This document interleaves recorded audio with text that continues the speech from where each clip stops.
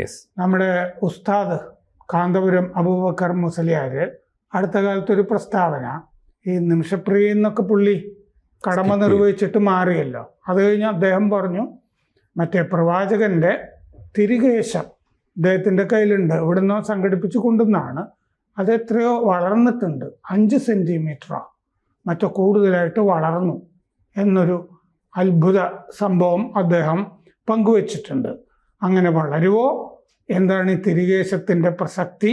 അങ്ങനെ ഒന്നുണ്ടോ? ഇങ്ങനെ വളർന്നാൽ അതുകൊണ്ട് ഇസ്ലാമിന് എന്താണ് ഗുണം?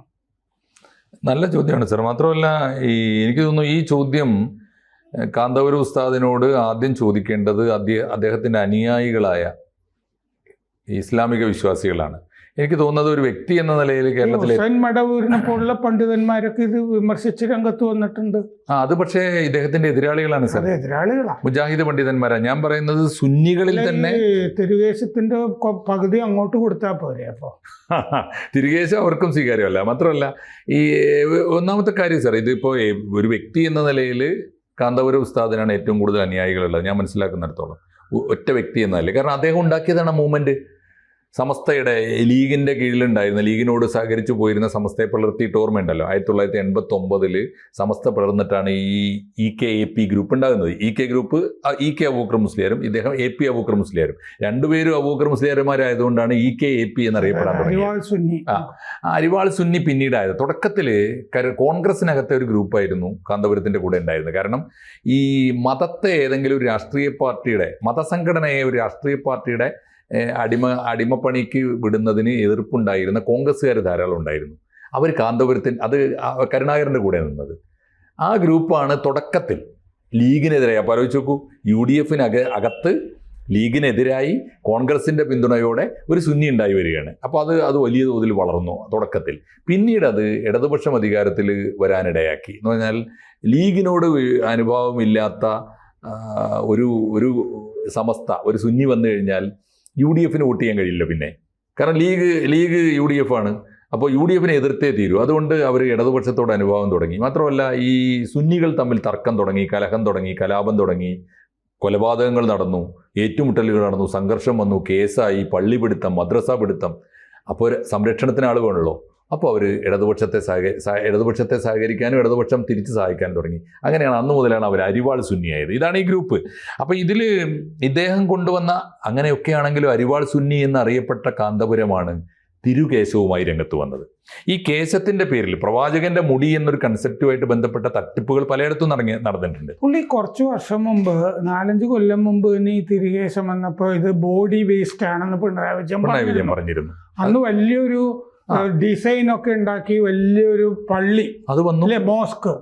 അതാണ്. അപ്പോൾ ഇതിൽ പ്രധാനപ്പെട്ട കാര്യം ഈ തിരുനബിയുടെ, പ്രവാചകന്റെ കേശത്തിന്റെ പേരിലുള്ള പ്രദർശനവും അതുമായി ബന്ധപ്പെട്ട വിശ്വാസമൊക്കെ പലയിടത്തുണ്ട്. ഹസ്രത് ബാൽ പള്ളിയിൽ ഇങ്ങനെ ഒരു മുടിയുണ്ടെന്ന് പറയുന്നു.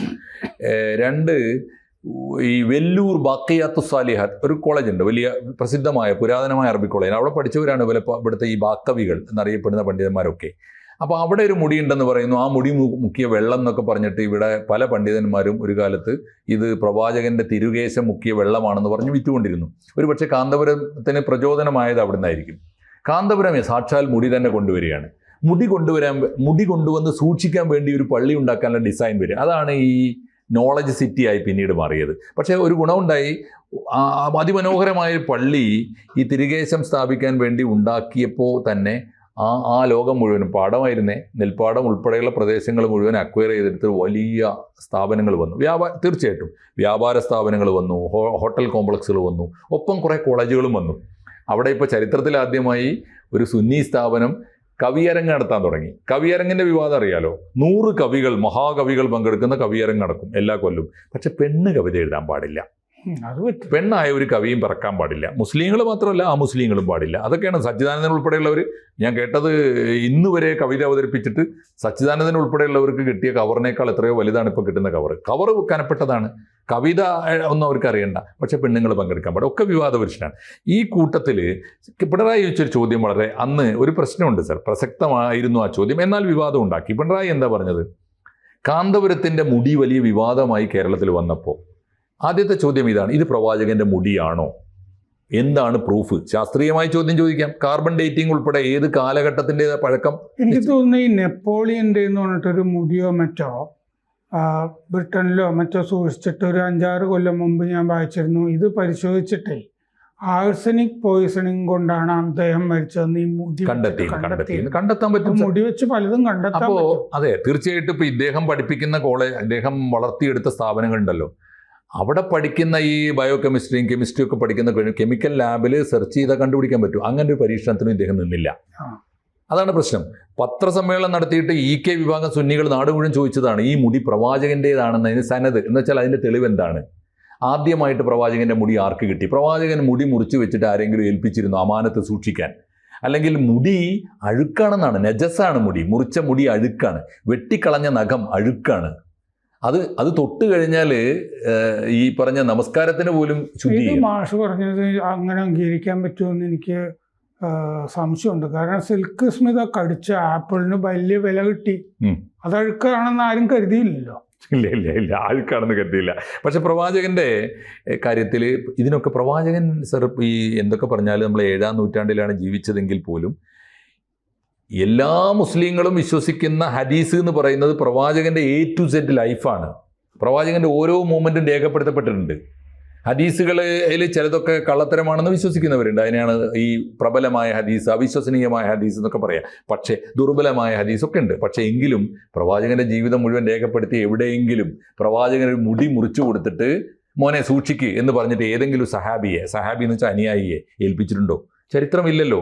അതുകൊണ്ട് പ്രവാചകൻ ആർക്കാണ് ഈ മുടി കൊടുത്തത്, എന്നിട്ട് അദ്ദേഹം ആർക്ക് കൊടുത്തു, ഏത് വഴിക്കാണ് ഇത് കാന്തപുരത്തിൻ്റെ കയ്യിൽ വന്നത്, ഇതുവരെ തെളിയിച്ചിട്ടില്ല. അന്ന് പക്ഷേ പിണറായി വിജയൻ പറഞ്ഞ ഒരു കാര്യത്തോട് വിവാദം ഉണ്ടാക്കിയപ്പോൾ ഞാനും അതിൽ എൻ്റെ നിലപാട് പറഞ്ഞിട്ടുണ്ട്. എന്താണെന്ന് വെച്ചാൽ ബോഡി വേസ്റ്റാണ് എന്ന് പറയുമ്പോൾ വേണമെങ്കിൽ ഭൗതികവാദിയായ, കമ്മ്യൂണിസ്റ്റായ, നിരീശ്വരവാദിയായ ഒരാൾക്ക് അങ്ങനെ പറയാം. പക്ഷേ വിശ്വാസിയായ ഒരാൾക്ക് അങ്ങനെ വിശ്വസിക്കാൻ പറ്റില്ല. അങ്ങനെ കാരണം എന്ന് വെച്ചാൽ പ്രവാചകൻ്റേതാണ് മുടിയെങ്കിൽ സാറ് പറഞ്ഞ പോലെ ആരാധിക്കപ്പെടുന്ന ഏതൊരു മനുഷ്യൻ്റെയും മുടിയെ ബഹുമാനിക്കുമല്ലോ. ഇപ്പം എൻ്റെ ഉപ്പ എനിക്ക് തരുന്ന ഒരു വെള്ളി മോതിരമുണ്ട്. അത് വെള്ളിയുടെ വിലയല്ലല്ലോ ഞാൻ കൽപ്പിക്കുക, ഇമോഷണലായ വാല്യൂ ഉണ്ടല്ലോ. ആ അർത്ഥത്തിൽ ഇത് പ്രവാചകൻ്റെ മുടിയാണെങ്കിൽ വിശ്വാസികൾ പ്രിയപ്പെട്ടതായി കരുതുന്നതിൽ തെറ്റില്ല. പക്ഷേ പ്രവാചകൻ്റെ മുടിയാണെന്ന് തെളിയിക്കണം, അന്വേഷണം നടത്തണം, അന്വേഷണ കമ്മീഷൻ വെക്കണം, ഉദ്യോഗസ്ഥന്മാർക്ക് അന്വേഷണത്തിന് ഉത്തരവിടണം. അതൊക്കെയല്ലേ പിണറായി വിജയൻ ചെയ്യേണ്ടത്? ചെയ്തില്ല. ബോഡി വേസ്റ്റ് എന്ന് ആക്ഷേപിച്ചു. എന്നിട്ട് അത് അന്ന് എന്നിട്ട് പോലും അതിന് കൈയടിക്കാൻ ആളുകൾ ഉണ്ടാവുകയും ചെയ്തു. കാരണം കാന്തപുരത്തെ പോലെ വലിയ സ്വാധീനമുള്ള ഒരു പണ്ഡിതനെ വിമർശിച്ചല്ലോ, അത്രയും നല്ലത്. മാഷിപ്പോൾ പറയുന്നത് എന്താണെന്ന് വെച്ച് കഴിഞ്ഞാൽ ഹദീസുകളിൽ തന്നെ ഇങ്ങനൊരു പരാമർശം ഇല്ല. എവിടെയും കാരണം ഇത് ഇസ്ലാമിൽ തന്നെ ഇതൊരു വേസ്റ്റ് ആയിട്ട് തന്നെയാണ് അങ്ങനെയാണ് കാണുന്നത്. അപ്പോൾ ഇങ്ങനൊരു സംഭവം തന്നെ ഇല്ല.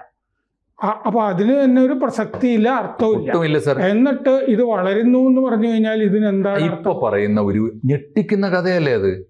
ഇത് വളരുകയാണ് അത്ര. പ്രവാചകന്റെ മുടി കൊണ്ടുപോയിട്ട് ഒരു കേസിലിട്ട് വെച്ചാൽ അത് വളരുന്നു എന്ന് പറയുന്നതിന് എന്ത് അടിത്തറയാണ്? ഇദ്ദേഹം പഠിപ്പിക്കുന്ന സയൻസ് കോളേജ് ഉണ്ട്, ലോ കോളേജ് ഉണ്ട്. നിയമത്തിന്റെ അടിസ്ഥാനത്തിൽ, യുക്തിയുടെ അടിസ്ഥാനത്തിൽ എന്തെങ്കിലും ഒന്ന് ഇദ്ദേഹത്തിന്റെ അനുയായികളെ വിശ്വസിപ്പിക്കാൻ പറ്റുമോ വളരുന്നു എന്ന്? ഞാനൊരു സംശയം ചോദിച്ചോട്ടെ.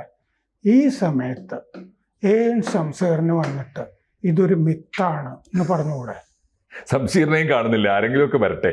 എന്തൊക്കെ പറഞ്ഞാൽ ഇതിൽ യാതൊരു തരത്തിലും എനിക്ക് തോന്നുന്നു കാന്തപുരം ഉസ്താദ് ഞാൻ മനസ്സിലാക്കിയെടുത്തോളം സമസ്തയിൽ പിളർപ്പുണ്ടായതുകൊണ്ടും അനേകം വിവാദങ്ങൾക്കിരയായതുകൊണ്ടും അത് ഉണ്ടായ ഒരു ഗുണം, അദ്ദേഹം മത്സരിച്ച് പണം ശേഖരിച്ച് ധാരാളം സ്ഥാപനങ്ങൾ നടത്തുന്നുണ്ട്. അതിൻ്റെ ഗുണഭോക്താക്കൾ എല്ലാ വിഭാഗത്തിലും പെട്ട മനുഷ്യരാണ്.